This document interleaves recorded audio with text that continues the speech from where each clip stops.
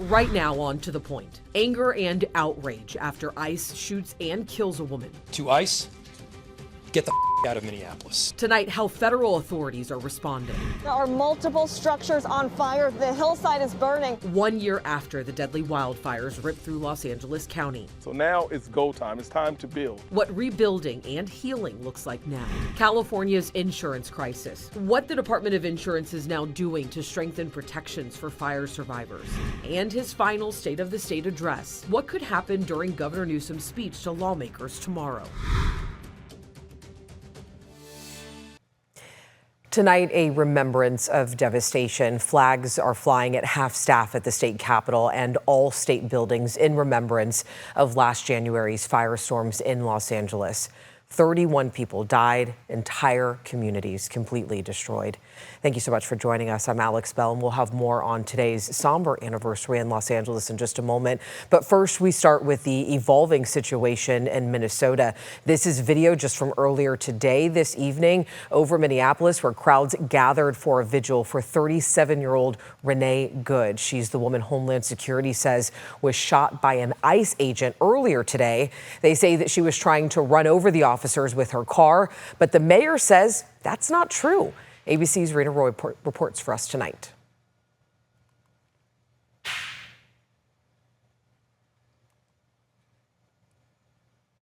To ICE, get the out of Minneapolis. A blunt message to ICE from Minneapolis Mayor Jacob Frey after authorities say federal immigration agents shot and killed a woman during what they say were targeted operations. Very disturbing video posted on X causing public outrage shows agents approaching this red SUV as it was blocking the road.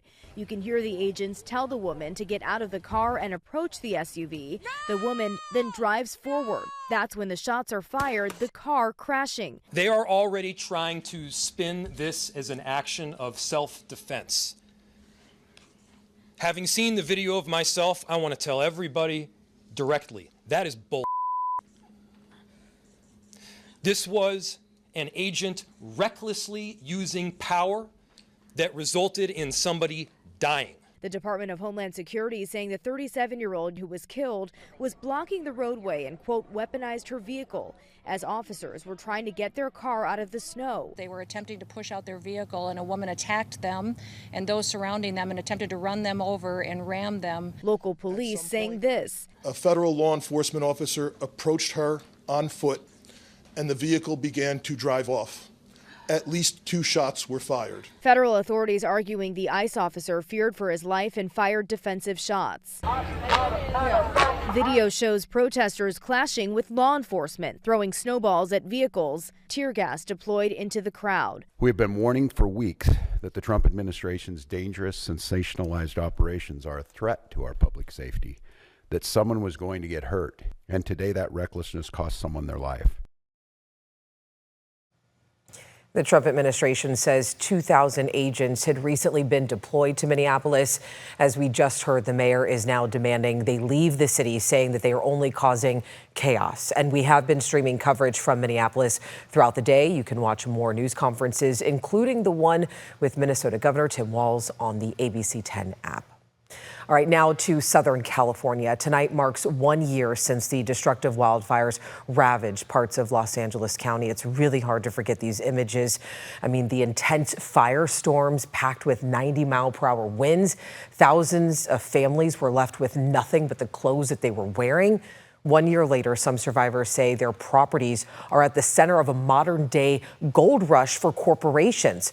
Properties in Altadena's misfortune are being turned into profit. ABC's Alex Stone reports tonight from Altadena, California, just northeast of Los Angeles.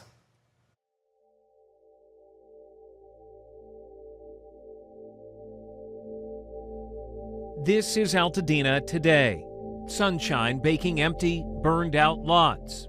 1 year ago, wildfires across Southern California destroyed lives. My whole neighborhood is gone. I don't know how we're going to come back from this. I was here as residents of Altadena were racing to get out. Some fire now spreading right here. Oh, it's coming over here. Okay, we're going to get out of here. In the end, 19 people died and over 9,400 structures burned. Now some of Altadena's longest residents are deciding not to return.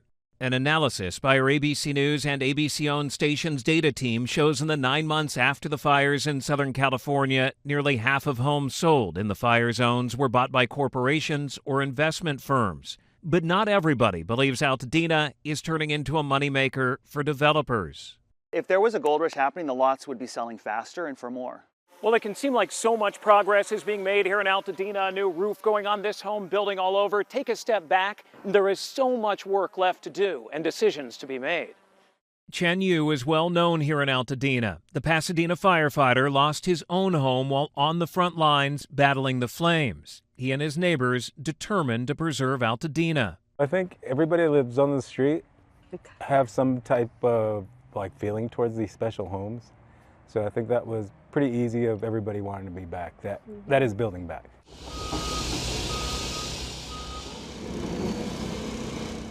Chen and his wife Kim, along with their entire block, are rebuilding as their homes were built in the late 1940s. The mid-century modern look and floor plans will be the same.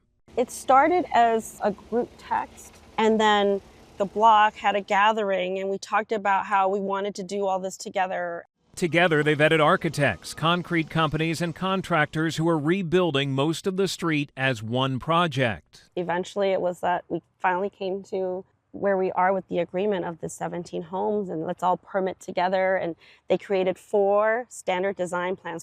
Like so many, it's been a rough year for the Yu family, living in temporary housing. But in recent weeks, a new hope. It's got to be exciting when you It is so exciting. see these other homes and think we're next. Yeah. So exciting. Any idea timeline? Yeah, he said 8 months. Hopefully, only 8 months. Only 8 months. Yes, 8 We'll months. take it. Wait, 8 months from now? Yes. You're going to be moving in? Yeah, we'll take it. Those smiles symbolic of the rebirth here. Alex Stone, ABC News, Altadena, California. Tributes and remembrances taking place today in Southern California and Pacific Palisades. The American Legion paid a tribute to the lives lost in the fire. Family members of the 12 people who died in the Palisades were given a flag and a flower to honor them.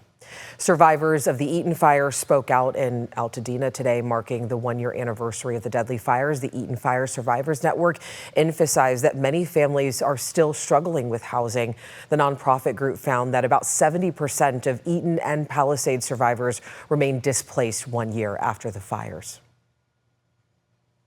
It's an overwhelming emotional day. It's been a year since the fires. I still haven't been home. My family hasn't been home. Although our house is standing, we got lead contamination, so we don't feel safe going back. I ran out of unemployment money, and it's kind of hard trying to just stay afloat. I'm back at work, but it's nowhere near the capacity that I was before the fire. Both local and state leaders say that they know there's still a lot of work to do to make sure that survivors have the necessary resources to recover. But one major barrier to that recovery is delayed or inadequate insurance payments. Wildfire survivors have been raising concerns all year. I do want to bring in ABC 10's Becca Hobegger joining us live in studio to talk about what reforms are in the works to help survivors and also all Californians. Alex, state and federal lawmakers alike have been working on introducing and passing bills that will help future wildfire survivors anywhere in the state, including proposed legislation to hold insurers accountable when they don't hold up their end of the bargain. Insurance was supposed to be the safety net that helped families get home after a disaster. Instead, for too many of us, delays and underpayments have become a wrecking ball. Joy Chen with the Eaton Fire Survivors Network says 70% of insured Eaton and Palisades wildfire survivors report insurance delays, denials, and underpayments are actively blocking their recovery. A disturbing truth emerged. Whether a family was recovering or not depended largely on one thing, which insurance company they had. The Eaton Fire Survivors Network and nonprofit consumer group Consumer Watchdog are partnering with Democratic State Senator Sasha Perez, who just this week introduced 2 bills, one that will penalize insurance companies that don't meet their legal deadlines to make payments, and a second that will force insurance companies to show their cards to policyholders when determining loss claim payment amounts, Perez said in a news release. California Insurance Commissioner Ricardo Lara says since the LA wildfires, more than 42,000 claims have been filed, and and more than $22 billion in claims have been paid out as of mid-November. He announced Tuesday he is partnering with California Senator Padilla on the Disaster Recovery Reform Act, which aims to cut red tape, improve payouts, and end delays and runarounds by insurance companies. If passed, this could help future insured wildfire survivors anywhere in the state. Laura also worked with state lawmakers this past legislative session to help wildfire survivors statewide, including speeding up claim payouts and strengthening the financial stability of the FAIR Plan. That's the state's fire insurer of last resort for homeowners, and many Eaton and Palisades survivors had no other choice but the FAIR Plan. A statement this week from the plan said it has handled some 5,400 claims from the two fires and paid out nearly $3.5 billion to policyholders. The FAIR Plan is working through the final portion of remaining claims, including claims that were previously closed and later reopened as rebuilding and inspections continued, it said. Looking ahead, the FAIR Plan says it has secured more financing to ensure it's ready to pay claims in the event of a future disastrous wildfire anywhere in the state. Today's the very sad first anniversary. Billionaire climate activist, businessman, and candidate for California Governor Tom Steyer held a news conference in Sacramento Wednesday discussing what he thinks needs to change around California's power grid and big investor-owned utilities, which have caused more than a quarter of the state's most destructive wildfires. I asked him about insurance. There's a strong tradition in insurance not to pay claims and certainly not to pay them quickly, because they have time on their side as people get more and more desperate, and I think that's absolutely wrong. And so, of course, I'm 100% behind the homeowners who are trying to receive the insurance that they absolutely paid for and deserve. He said California needs to further invest in wildfire prevention and home hardening. There are new technologies about hardening houses that really work. And we have to make it possible for people to be able to afford them the way we made it possible for people to put solar on their roof.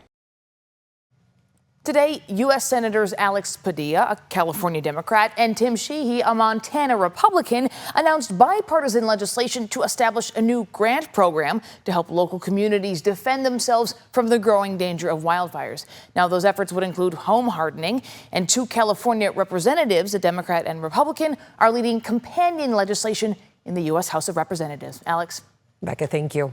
Still ahead on To the Point, U.S. forces seized 2 more Venezuelan oil tankers in back-to-back operations. New video released and a sweeping plan for Venezuela revealed.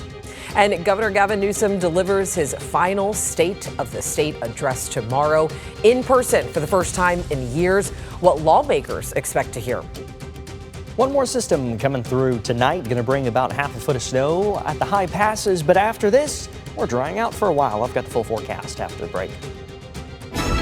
But first, another headlines tonight. There's just a huge explosion. I was standing right here. An explosion and fire in Sacramento's Oak Park area today. Sacramento Fire says they spotted smoke in the area and found a house was on fire. An explosion blew off part of the roof. No one was inside the house and no one was hurt. Rob Reiner's son has a new defense attorney. Nick Reiner's high-profile lawyer resigned, but did not explain why he left the case. A public defender will now represent Reiner, who is accused of killing his parents in their Los Angeles home just last month. And more protein and healthy fats are part of the new federal dietary guidelines released today. The Department of Health and Human Services also recommended limiting ultra-processed foods and added sugar. Officials say the guidance can help prevent chronic disease and lower healthcare costs. More sunshine today. Let's get things over to meteorologist Brenda Minchef for a look at our forecast for the rest of the week. Yeah, sun today in the valley, but would you believe it? There's actually a system on the way in. It's already bringing some snow up to the higher elevations. We're not really going to see much, if anything, in the valley from this incoming system. But again, that's in the valley. Up top, Donner Summit chain control's active right now. You can see snow sticking to the roads, and this is really not going to improve anytime over the next several hours. Snow will pick up over the rest of this evening and continue off and on through the overnight. 54 in Sacramento right now, 53 in Stockton, 55 in Modesto, 43 up in Nevada City, 30 in Truckee.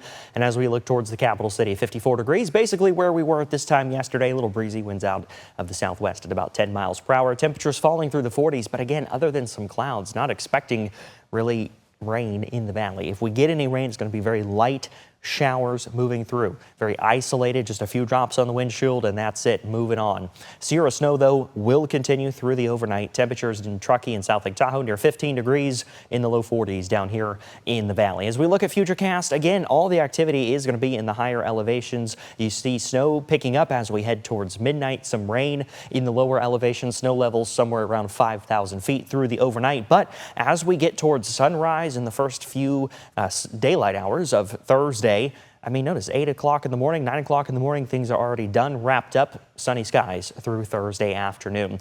Model rain and snow totals through midnight, a couple of inches. We'll add another 2 to 4 inches through the overnight. So snow totals at the passes up to about 6 inches. But again, you really don't see any shading in the valley. No rain, no accumulating rain is expected. Thursday afternoon, dry and sunny. Temperatures in the valley in those low to mid 50s. The one thing is it's going to be a little bit breezy on Thursday afternoon with winds out of the north. High pressure is going to be building in, though, and you see that there. As this high pressure builds in, we're looking at stable air returning. We could see some Thule fog as we move through the weekend. Also note how cold Friday, Saturday, and Sunday morning will be in those mid 30s, Alex. All right, Brendan, thank you so much. Still ahead, an $18 billion budget deficit and tough choices ahead. What lawmakers are looking for in Governor Newsom's final State of the State address. Welcome back in. The U.S. today sees 2 more oil tankers linked to Venezuela, one in the North Atlantic, the other near the Caribbean. It comes as the Trump administration is now detailing a 3-part plan for the future of Venezuela. So Homeland Security Secretary Kristi Noem posted this video online saying the pre-drawn operations were carried out back to back by the U.S. Coast Guard.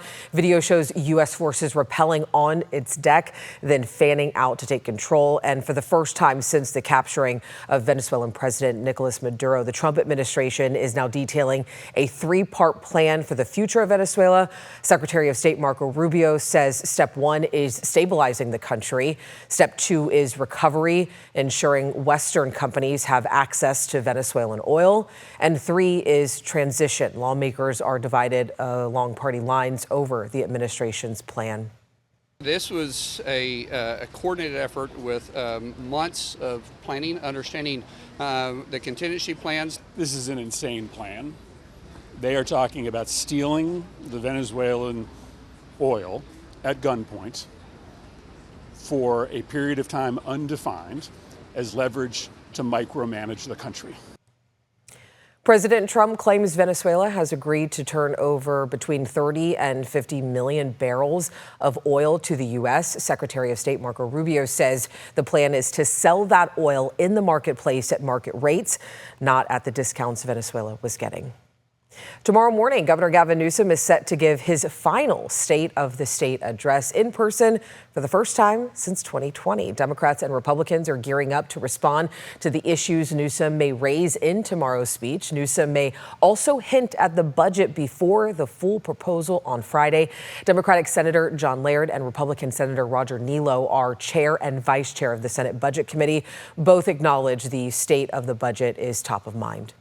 We continue to have a budget deficit when we in fact have increasing revenues. That doesn't happen. It's going to be a difficult year. We're anxious to see what the governor proposes.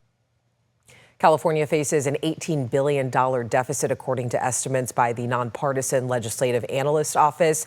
That figure projected to double the following year. The September shooting here at our ABC 10 building prompted a new proposed bill in the state legislature.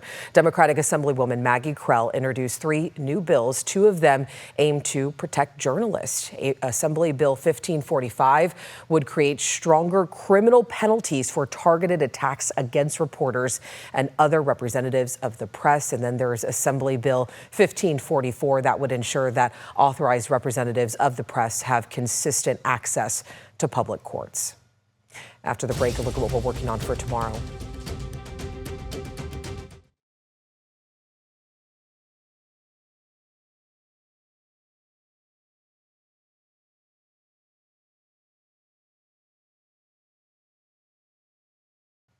Before we go, a quick look at our champion of hope for tomorrow, Jessica Gonzalez. She was born blind and bounced through foster care, but she refused to let that define her. Instead, she found independence, confidence, and an unexpected passion that's taken her far beyond home. Now Jessica is making history on the international tennis stage.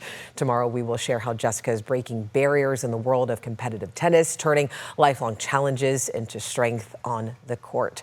Also, as we mentioned earlier, Governor Gavin Newsom will deliver his State of the State address. You can watch that speech for free live on our ABC 10 streaming app. That will be at about 10:30 tomorrow. As always, thank you so much for watching, for always inviting us into your home. If you have something you think we should be looking into, you can always email us at tothepoint@abc10.com. And don't forget, you can download our free streaming app, not only to watch the governor tomorrow, but also to catch up on any stories that you missed. Have a great night.